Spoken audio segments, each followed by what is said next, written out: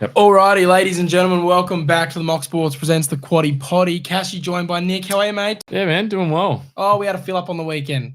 Straight into it. We absolutely licked our lips. I mean, there's no prizes for finding the Autumn and the Versastinas of the world, but we did say chuck them in multis. We did on the Dabble. We did cash a few. Your broadsiding best bet got up. My fangirl best bet went down by an absolute nostril. We'll discuss that in a bit more detail in just a second. And then I got the slipper winner, of course. We'll discuss that a bit more. But it's nice to be on the winning side after the skinny weekend we had the week before that. Yeah, I know. Look, I know a lot of people out there are going to say you can't claim them, but if we lose against them, a lot of people are getting against us. So at the same time, you can never complain with winners. So I'm pretty happy with the way we went. Woden was very close. Went closer than I thought it was going to do. That's for sure. Got unlucky. I think the ride probably wasn't as good as it probably should have been from J-Mac in the end, and it probably cost it, I think.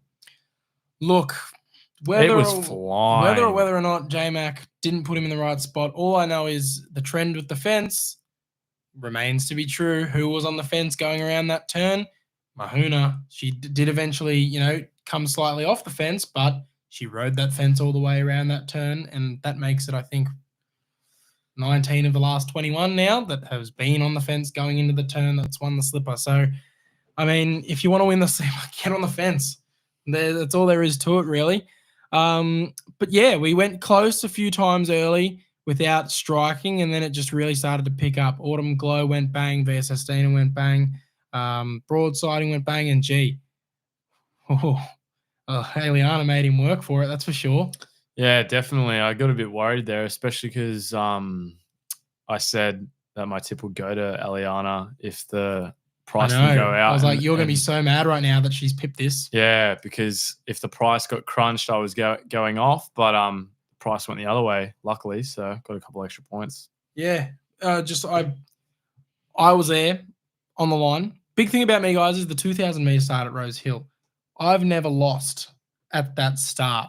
Okay, I'm 10 from 10. I didn't know that. Going down to watch them start, I've never lost.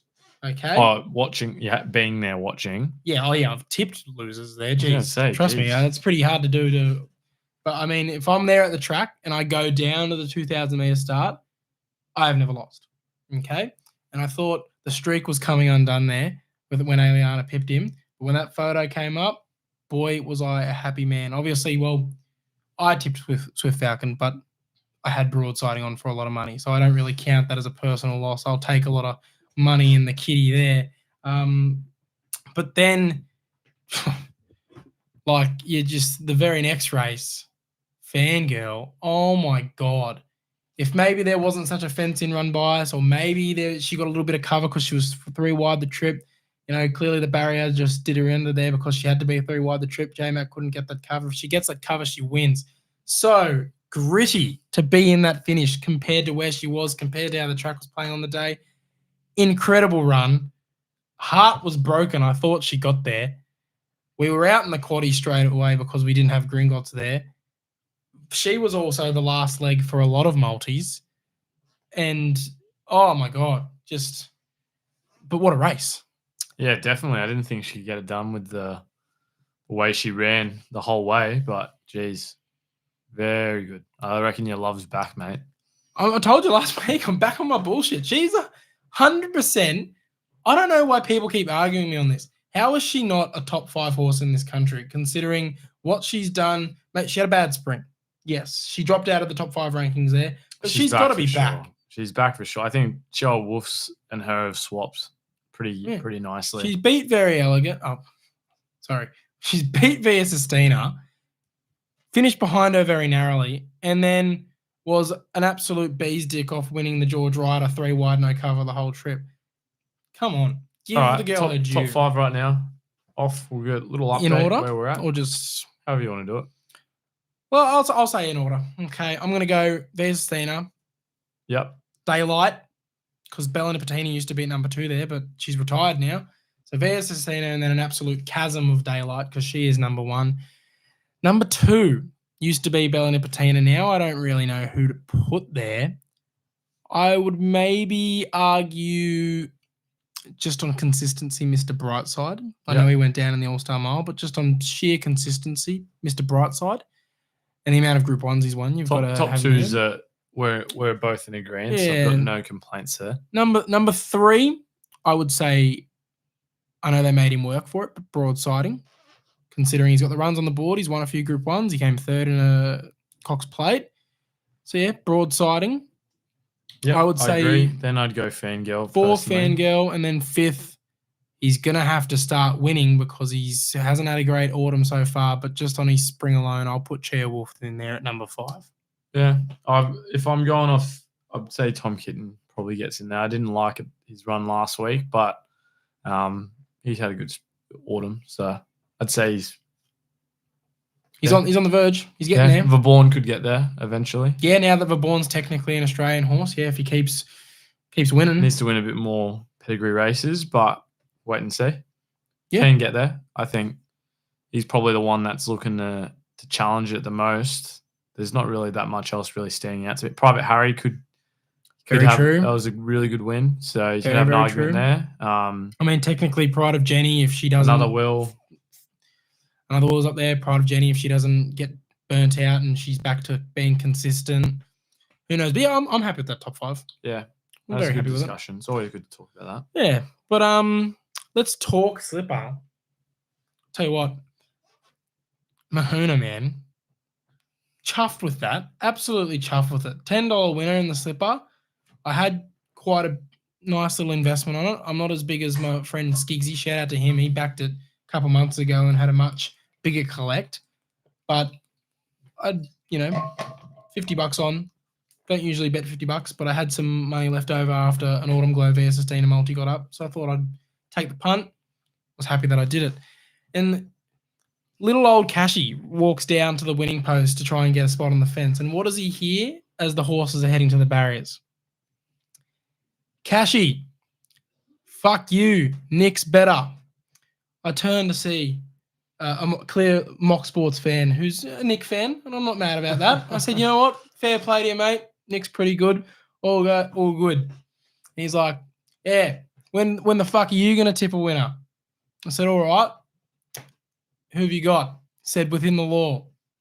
Fair play. I think he's a winning chance. Who the fuck have you got? Mahuna? No fucking chance. Said, all right. Jeez. Whoever's horse finishes ahead of the other buys a beer. He's like, you know what? Fair play. I like that. And so we were just chirping. This is all friendly. He had no malice in it, but all just friendly banter. It was all good. And I was like, all right, let's go. We're on the rumble here.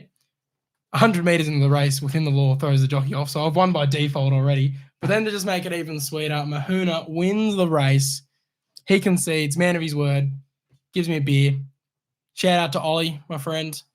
Thank you. That added a little bit more, pleasure to the win. It's the first beer I've had in about 3 months as well. So it was certainly a nice way to get back on the alcohol train for Cashy. And it was a very sweet victory. I'll certainly remember Golden Slipper Day 2025 for a long time to come, which is a big surprise considering how average the race was looking in the lead up. Yeah, definitely. Well, that's a good story, mate. Take that. Jeez. Apparently you know him as well. Ollie who? I forget his last name, but Oliver was there and he claims to know you and your brother. From what? Him and all of his mates. I recognise some of the mates. I'm not sure where they're from, but he did say that's why he was chanting Nick, because he knows you and your brother. Ollie. We'll figure it out. But shout out Ollie, if you're even listening. He did say he was more of a socials man than a podcaster. And shout out Ted as well, by the way. My man from England, he bumped into me. We had a good chat. He was saying last time I gave him a shout out, I called him Ned. Sorry, bro. It's Ted. He's a good man. He has said hello to me at the races a few times as well. Shout out Anthony Roydhouse as well. I know you're listening, and you met up with me right before the Slipper, and you were thinking that King of Pop was going to be the winner, and I was shit talking the Black Opal form. And respect to you, my friend, but 1-0 Cashy. That's all I'll say. This is really bothering me. I have no idea who this person is. But yeah, it was a good day. And then Private Harry, shout out the Corinda boys. Shawnee, I made sure to seek him out before the race, said good luck. Seeked him out after the race, said congratulations. Said congratulations to Nathan Doyle as well when I got into the yard for the last. Good men. Spent some time up with them, with the millions that we explained last weekend. I'm sure it was absolutely loose. He told me it was Coogee. It was a Coogee celebration, so I'm sure that got very, very loose. But anything else, mate, to touch on from last weekend before we really get stuck into this week? Nothing from me. Yeah, nothing really. Didn't do much. Got to watch a little bit of the races, but yeah. Well, one thing I do want to ask you is the Slipper itself. What did you make of it, apart from Woderton going really close and the winner, of course? That was one of my. I didn't have many bets. Obviously, we have our shared account, which we had a bit of money going. But personal bets is the only bet I had was a first four that I got, a box first four that I got up on. Nice. Yeah, it wasn't like I think I doubled my money in the end with a box because I had 6 runners or something. Oh, fair enough. But yeah, so I like the race. It probably got more hype than I probably anticipated in the end. It was better than we gave it credit for. Yeah, I think the race was one of the better slippers I've watched, to be honest. Nice and close. And I think that also is credit to our 2 horses being a nose from each other in the finish in such a big race. So it was better than I thought. So I got to give it that after probably bagging it the most I've ever bagged the 2-year-old big race. So I didn't mind it this year, to be honest. I'll be interested to see who comes out of it because unlike last year, most of the... I feel like a lot of these horses are going to be good, mature horses. Yeah, most of these horses who went well are all headed to the paddock. We saw quite a lot of them push on to the size in Champagne last year, but I know Woderton, I believe, is headed to the paddock. Mahoon is probably headed to the paddock unless she backs up into one of them, but I don't think she's going to both of them. Tempted's apparently headed to the paddock. Also, Tempted very much so could have won that race if she didn't run its race in the yard. I don't know if a lot of people know this. I don't know if they picked this up on the cameras, but they had to get the head of Godolphin out there to calm it down because it was going nuts. Almost kicked over a couple cameramen. Did not want it one bit. So if it didn't run its race in that yard, Tempted 100% could have gotten up. So I don't know if that rubs it into the people who were on it and makes them feel worse, but I reckon that horse is going to be very good in the long term if she's able to stay calm. But I'm interested to see how Woderton goes later on in the year. I think very much so like Switzerland. He'll mature. He'll win some good races. He just... Yeah, Switzerland vibes, really. Yeah, bit better. Looked a bit better. I was pretty confident. I think it was set up perfectly in the end. And like I said, I think J-Mac probably one of his better rides. You reckon press the button a little earlier and he gets there? Yeah, he was flying, man. It was closing very quick. I was getting very nervous. Yeah, he looked good, but yeah, I think he just left it a touch late. Yeah, can't discredit him too much, but yeah, if I was a Woderton owner, I'd be a bit disappointed with that ride, to be honest, in the end, personally. Fair enough. Oh, well, shall we get into the Rosehill rundown for this week? Oh, wait, what am I talking about? Listener questions and hotline. Yeah. Jeez. Okay, our man Stocks Bloodstock is going to be our first listener on the hotline, as always. And you met him? I did meet him. Good man. He was there at the stables looking for Woderton. Hadn't arrived yet, but he still seemed very confident in it. I wonder how his Saturday night went after Woderton got down. I presume this is what the message is going to be about. G'day, boys. Geordie from Stocks by Stock here. Obviously, I wasn't happy with the result last weekend. Put my head in my hat. Not going to lie, a few tears were shed. But we moved, boys. I love the passion. And this weekend, Marzu, Rosehill, wet deck. I think it should be extremely hard to beat. But also, it was great to meet Cashy, and I hope Woden continues on with the preparation and wins the size. Cheers, boys. Good man. I don't mind that, the tears. Bit of passion. Get a bit of passion up here, okay? If you can cry when your team wins the grand final, why can't you cry when your horse wins the Golden Slipper? Obviously, he doesn't own him, but, you know, when you're so bullish on a horse, why can't you cry with happiness? Fuck yeah, Stocks by Stock. Luke Farrows, you're getting a shout-out later, mate, and you're about to explain why you're about to get a shout-out. Good afternoon, gentlemen. Luke here, a.k.a. Tins and Tips. Very much looking forward to this weekend. I do have a little tip for everyone out there. It's a biased tip, so take it with a grain of salt. Race 3 at Rosehill, Tancred Stakes on Saturday. Number 9, Ultima Roa. I do have a very small share in it. Very exciting to have a horse in at Group 2. And he should run out well. He'll run the distance, no dramas. Very tough opposition, but exciting nonetheless. So hopefully he can run well here and get into the Derby the following week. But if any of you punters out there want to have a play each way, he's pretty good odds. I think 35 and 8 last time I looked. So, yeah, cheers, boys, and love the show. Thank you, Luke. I did write down to give you a shout out there. It's also a Monarch horse. So shout out to Jason, the boys at Monarch. I would have been down there to join you guys in hopefully the celebrations, but unfortunately, if you depending who you are, but we are going to be streaming on Dabble this weekend, and we'll be watching it probably on the stream. So we'll be cheering you on live from this room. So good luck to you, boys. And if you want to join us on that Dabble stream, just download Dabble, use the code MOCSports when signing up. Gamble responsibly when doing so. But yeah, fingers crossed they can bring it home for the Monarch team. May as well give a update. Your girl, she's a sort. She's getting fat in the paddock right now, loving life, spelling, waiting to come back into the stable. And then my boy, he's looking fast. He's looking real fast. October Star in the track work, but we're looking very much so forward for them to hit the trials in the next 6 months. And when they do, you'll be the first to see it, guys, all over the socials. So stay tuned for that. Looking forward to it. Yes. Okay. What have we got? Listener questions. We have got Kim Bestie, Powers of Opal place or Treasure at the Moment win? Treasure at the Moment wins. Yes, agree. Will it be all leaders again this Saturday? I mean, potentially. 6 meter rail, really wet. It'll be hard to beat a leader on the fence in Rosehill. Yeah, they'll be getting off the fence. But I mean, it'll also be hard to make up ground considering how wet it is. Yep. So I'd put that into your puntings for sure. Power rankings of the metro tracks in Melbourne and Sydney. All right. Well, Melbourne, surely Flemington's number 1. Or you're a Valley man. Would you put Valley above Flemington? Are we talking about like racing point of view? Or are we talking about punting, like where I like to punt? Let's go punt. Punt? I love punting at Moonee Valley. Honestly, Moonee Valley, Flemington, Caulfield and Flemington are really close, to be honest. I love Flemington and Caulfield. Yeah, Moonee Valley is my top for a punting point of view.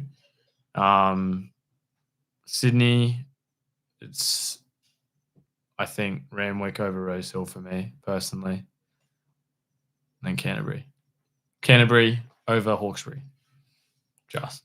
Yeah. I'm going races, Randwick. Punting-wise, I do my best work at Rosehill. Those are obviously the top two. Canterbury goes in next. Love me some Canterbury. And then even though it's not a metro track, I will say Hawkesbury over Warwick Farm because Warwick Farm sucks. I mean, the training facilities are good, but just who wants to go to Warwick Farm to watch the races? Yeah. And then Melbourne, same with you. Just swap Moonee Valley and Flemington. I do some good work at Flemington. Where's the ceiling for Private Harry? Could be anything at the moment. Everest? Probably. That's probably the next step for Private Harry. You'd have to think he was apparently getting offers already before winning the Galaxy, so he's Group 1 winner now. Yeah. You have to think. Who will the reins suit more out of Vaughan and Dubai Honor?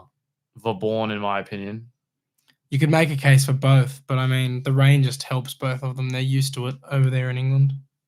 Best tip for the weekend. We'll get into that at the end of the show. Thoughts on Rosehill track? All Group 1 winners had an inside rails run. Was disappointing. It's nothing new, man, to be honest. Like we said, 21 out of 23 of the 21 out of the last 23, did you say, for the... So it's something like that. But like 95% of the last 20 winners have all been fence-in run. Yeah, so it's nothing too new, to be honest. I think while track bias can be really annoying and really disappointing, all you've got to do is just pay attention to it and bet to it.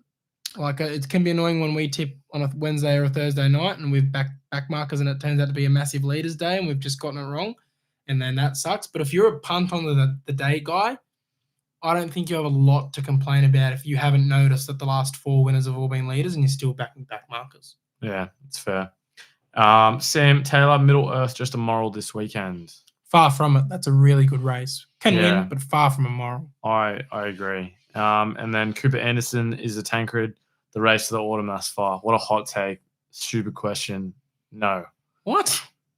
How is that even? Come on, man. Stupid question, Cooper Anderson.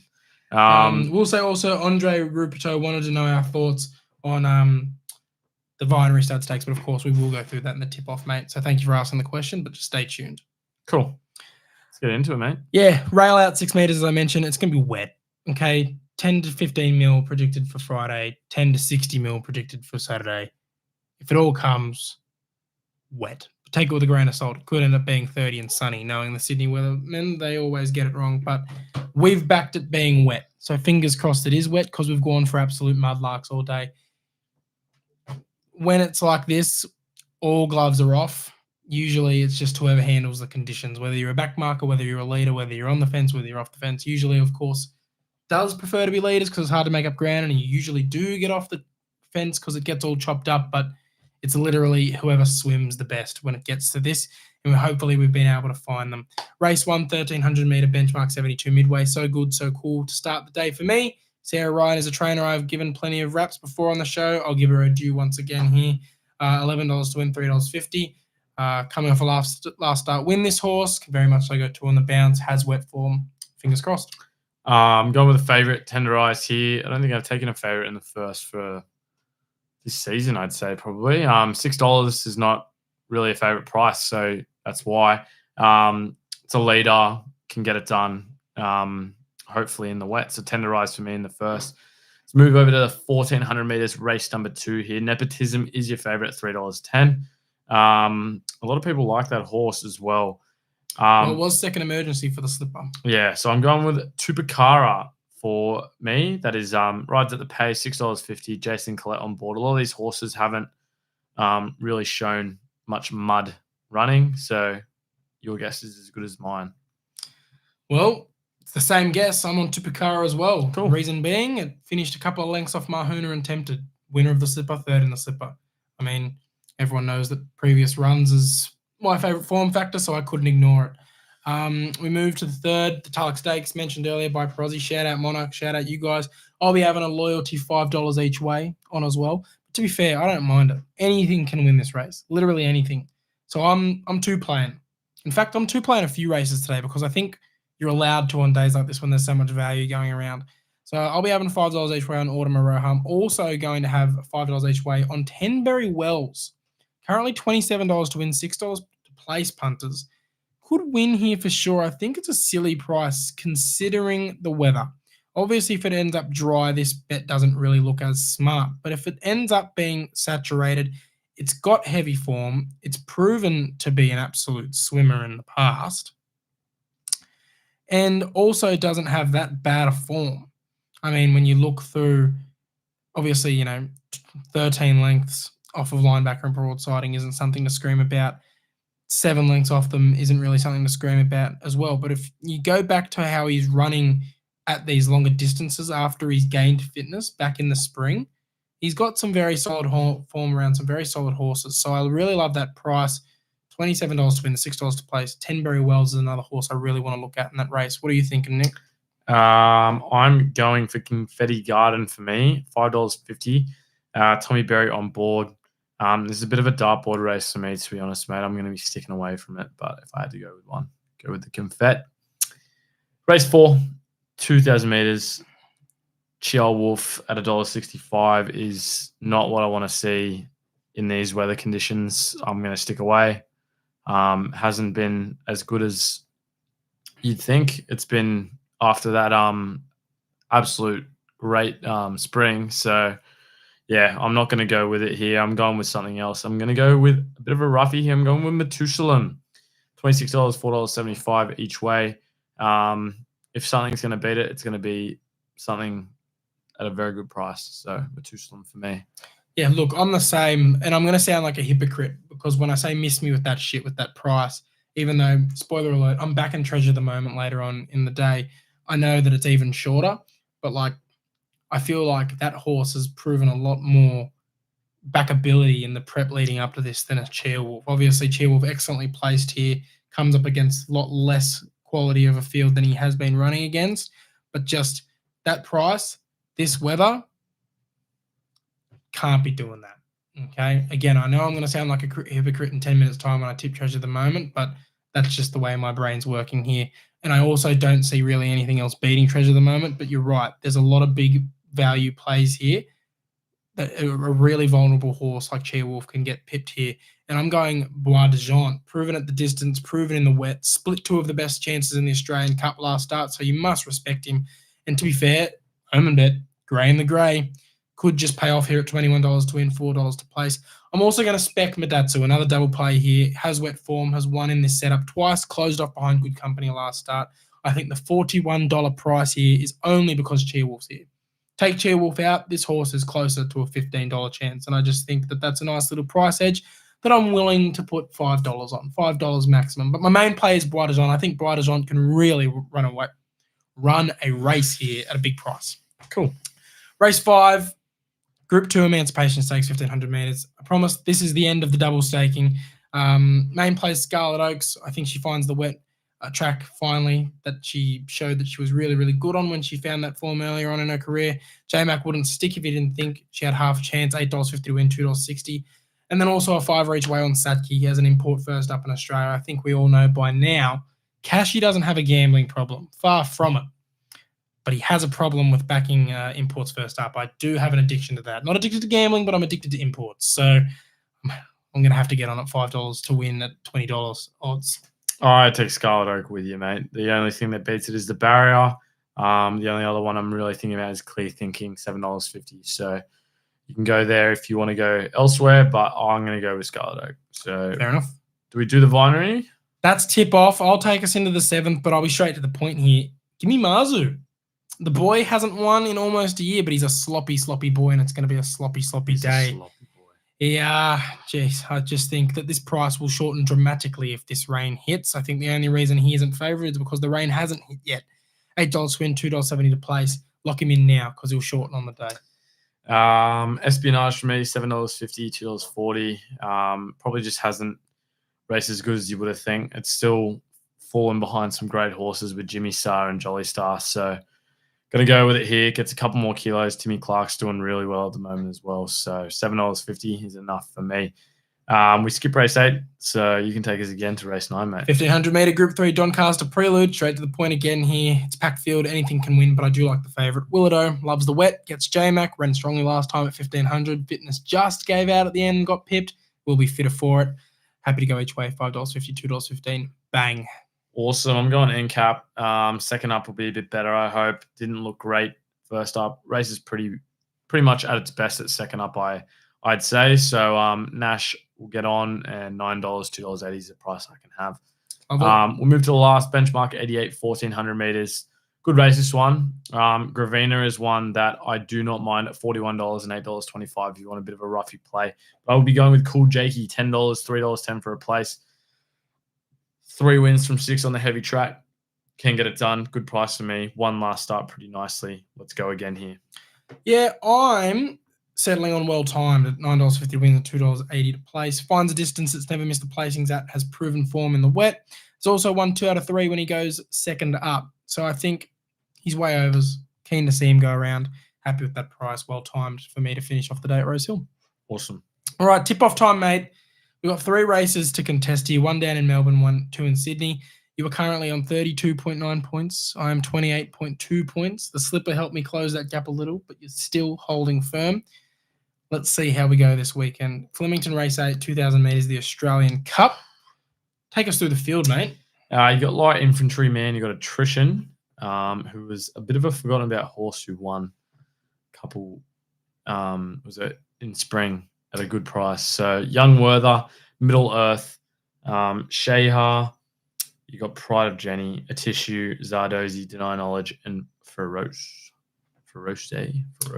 Yeah, what are you thinking? Good race.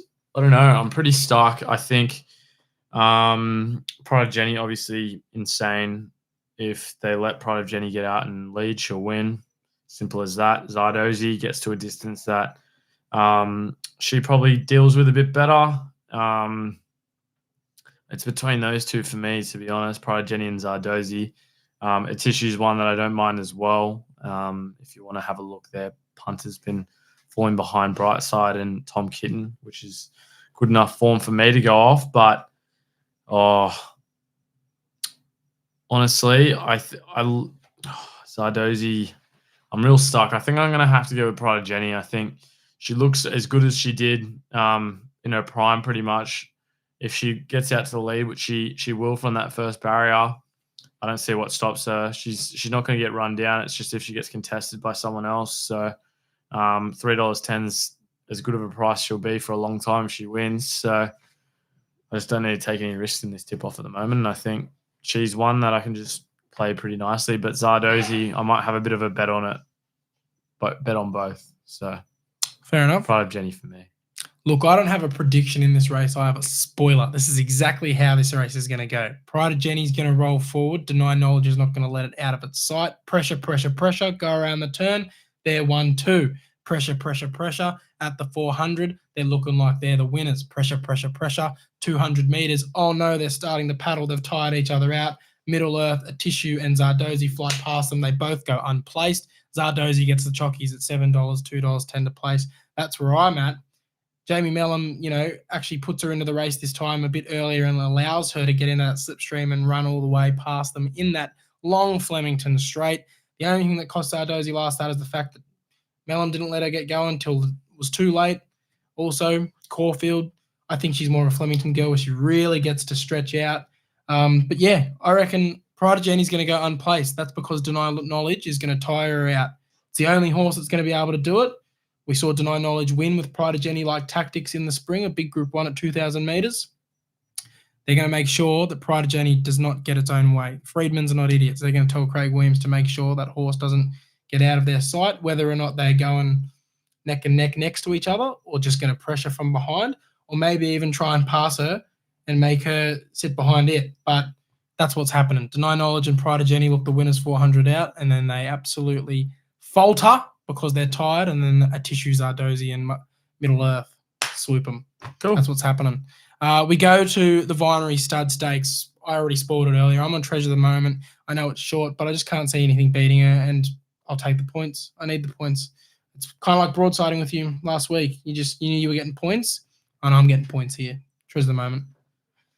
Fair enough. I might as well go for a place. I agree it wins. Look, who do I take if I want to place here? Verona Rose is one that you can have a look at, unbeaten so far. It's got to have to be Powers of Opal, though, I think. I think Treasure at the moment wins, but if I had to pick one, got an absolute gun jockey and Tom Markman on board. So $19, $3.30 if it wins. See you later, mate. It won't, but see you later. Yeah, facts. But okay, Rosehill Race 8, the 2,400 meter Tancred, the main event of the day. We're going head to head. Let's just keep it simple here, mate. I think Dubai Honor versus Verborn for us. I think that's the way it's going to go. They're both international horses. I don't think anyone's going to be surprised with it. I'm going to go with Verborn. Stick with it first up. I know you probably didn't want to go with this. You want to go through the race a bit better. You can if you want, but there's not much else. Maybe River of Stars if you want to go for a different international. What do you think of that one? Those are the only two horses that scare me. Zaire and River of Stars. Covered it in the quaddie because of it. Because Walla imports first up in these races tend to always run really, really well. So I think those are the only two that are going to upset those two at the top of the market. Yeah, I think this is going to be one of the battles of the of autumn. Cooper Anderson, you could have put that a bit better if you said one of the better battles between Dubai Honor and Verborn. Sure, maybe I would have said yes. Not the race of the autumn, but yeah, great race. I'm going with Verborn. Looked classy first up. It's got no heat to worry about. So can't be sweating when it's... Surely not. You'd hope not. Well, you wouldn't be able to tell because it's going to be raining. Maybe if it gets a bit humid down there. But Verborn for me, $3.90. Looked absolutely back to its best last start. So, bang. I mean, Dubai Honor for me. I mean, if you look at its form, you probably get a bit worried considering it hasn't won in a while. But I mean, the only reason it hasn't won is it's because it's been chasing around some of the best horses in the world. He's been going on tour. He's been heading to Hong Kong. He's been heading around Europe. Touches back down in Australia after he made a mess of Animo. And gee, that you got to respect that form, even though it's 2 years old. Like I still think Animo would be pissing in races if he was off at stud. So do by honor for me. Markman Haggis combination, you can never disrespect it. We know this horse is good in Australian conditions. We know that. Okay, unlike a lot of the other imports that rock up here, we know nothing about him. Do by honor, he's proven, he's tried, he's got form in the wet. Maybe not this wet, but he does have wet form. Do by honor for me. Great. Awesome. Found anything around the country, mate? Look, if I have to, I'll give you one in Flemington. There's a couple that I like. Piscinello, I think it's race 6 looks the best in that one, and then race number 9, I like Deacon, the other favorite. So $2.45. Those two are my plays over in Flemington. Fair enough. I'm going Flemington race 6 against you. I'm with Sands Doot at $12 to win, $3.20. The horse used to be an absolute straight specialist. Fell off a bit in the spring. I'm hoping it can bounce back here in the autumn. Then Flemington race 7, Alabama Lass at $2.60. Word on the street is that this girl is New Zealand's best sprinter. Apparently, no matter age, apparently, this girl just could potentially be next Imperatriz levels of New Zealand sprinter to come over. So I do think the only thing that gets it undone is maybe it can't handle the straight. But I'm confident that it rocks up and just shows its class and gets the job done here. Alabama Lass at $2.60 in the 7th. And that's me. Awesome. All right, take us through the quaddies, mate. Quaddies, we've got Rosehill. Let me get it up. Sorry, mate. We have Rosehill, race 7, Marzu, Uncommon James, Astraka and Espionage. Race 8, Dubai Honor, Vaborn, Zarir, River of Stars. Race 9, Willado, NCAP, West of Africa, and Scarlet Oak. Race 10, Greenfly, Les Vampires, Cool Jakey and World Time, $50 gets you 99%. We don't have the numbers for Rosehill. We didn't do them by accident. If you want to get on, you have to get on it at Dabble if you're not going to want to listen to it. So over at Flemington, we've got First Settler, Gatsby's, Alabama Lass, and Vestaz at 1, 3, 6, and 15. Race 8, you got Middle Earth, Pride of Jenny, Atishu, Zardozi, and Deny Knowledge. Went a bit fatter there. 4, 6, 7, 8, 9. Race 9, Deacon, Mostly Cloudy, Berkshire Breeze, Newfoundland Land, 3, 6, 9, 10. And race 10, we've got a bit skinny to cover for the bigger Australian Cup. Race 10, Wallenda, Wolfie, Sunset Dreaming, 8, 9, 13. $50 gets you 20%. Best bet around the country, my friend. What can we do? Look, I do like a few at Rosehill, but I just can't say my best bet around the country is going to be on that bog. Things will change if the rain doesn't come, but I would rather take my most confident play somewhere where it's going to be a little bit drier, and that's Victoria. Alabama Lass, $2.60. I'm backing in all of these Kiwis that are telling me this is their next big import over to Australia. Okay, I'm trusting them on their word, and I've gone back and I've looked at some replays. She looks quick. She looks fast. She looks classy. So hopefully she comes over here and shows us how it's done. Alabama Lass in the 7th at Flemington's my best of the weekend. Yeah, I'm going in the race before you, Piscinello. It's going to be my best of the day. There's not much in Rosehill, apart from Treasure at the moment, who I didn't even tip in the tip-off for point reasons. I just don't think there's anything in Rosehill that really sparks me. So that's me. Fair enough.